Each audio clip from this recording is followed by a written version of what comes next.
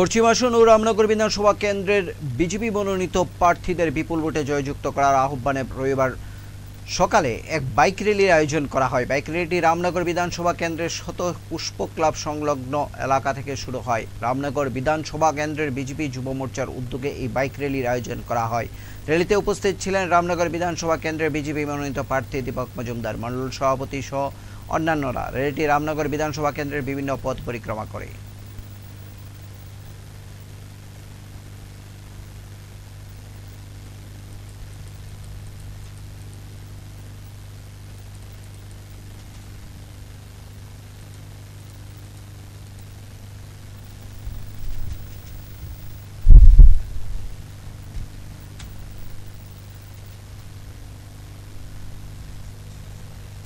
লড়াই আমাদের ভারতীয় জনতা পার্টির মনোনীত প্রার্থী পশ্চিম ত্রিপুরা লোকসভা কেন্দ্রের সাধারণ নির্বাচনে আমাদের প্রাক্তন মুখ্যমন্ত্রী বর্তমান সাংসদ সকলের প্রিয় বিপ্লব কুমার দেব এবং উপনির্বাচনে আমি নিজে প্রার্থী হয়েছি।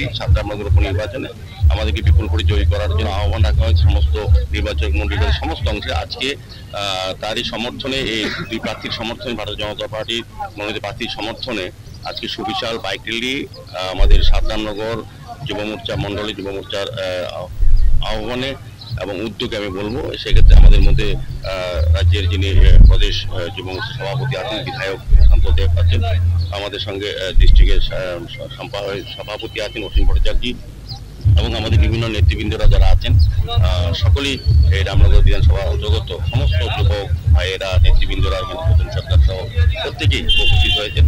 আমার বিশ্বাস আজকের এই র্যালি থেকে যে আওয়াজ উঠবে তাতে আমাদের প্রার্থী দল বিপুল করে জয়ী হবে।